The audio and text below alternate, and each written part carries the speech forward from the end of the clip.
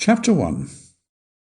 It should be the duty of every clear-thinking citizen to resolutely and without stint assert the right of individualism against the might of public monopolistic companies, for in many ways the old established family concern is the basis of our country's prosperity. From a report of a speech by Captain H.C. Lowthen, MP, reported in the Swanbridge Messenger. Swanbridge was asleep.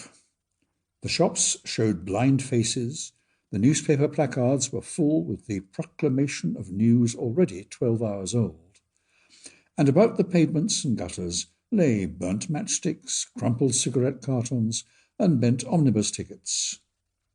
In the daytime this litter went unnoticed, but now, with a cold January wind to lift the scraps of paper into dance, there was a fantastic suggestion about the moonlit, humanless streets, as though each piece of waste was the nighttime presence of one of the mortals who walked the streets by day. And in the shrill whine of the wind and the dry flutter of paper, it was easy to imagine a thin echo of the voices that filled the air during the day.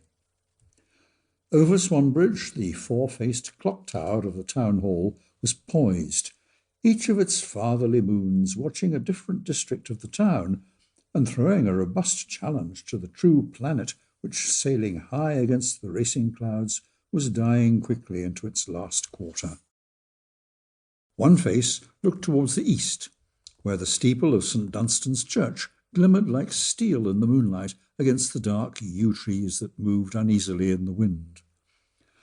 Beyond the parish church, misshapen in the light and shadow of the night, the town gave way to long meadows and orchards, and the land rose slowly to the downs that ran in a curving north-to-south sweep, which formed part of the rim of the natural basin in which the town lay.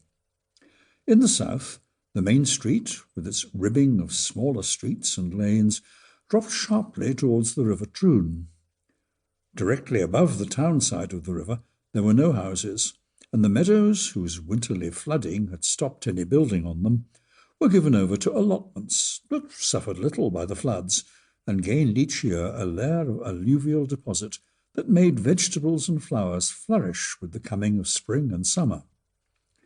On the other side of the river, which had a higher bank, were one or two villas, a stretch of open land used as a recreation ground, and a favourite pitching place for travelling circuses, and the playing fields of the grammar school and the various athletic clubs in the town.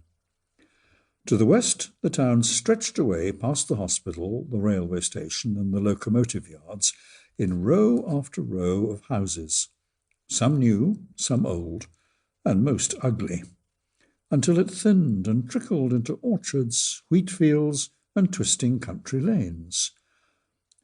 The northern clock face shone on a jumble of gables and red roofs that marked the oldest part of the town. Even the broad main road, which came sweeping southwards from London to the outskirts of the town, had to crib itself within the narrow walls of overhanging houses as it passed through this quarter, and the straightness which it loved was sacrificed to a succession of twists and bends that were cursed by lorry drivers and traffic policemen 100 times a day. It was in this part of the town, as the clock began to strike midnight, that a light still showed, impudent and assured. It came from an uncurtained window on the first floor of a building which stood on the east side of the road. It was an old building.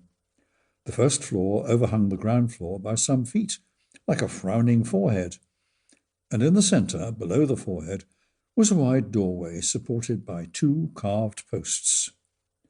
On each side of the door were windows of diamond-paned glass, long, shallow windows that were never intended for commercial display purposes. The roof of the building was covered with warm red tiles, most of them discoloured by growths and twisted with age, and was cut into 3 dormer projections that seemed on the point of toppling into the roadway in their anxiety to lean over and see what was happening on the pavement below.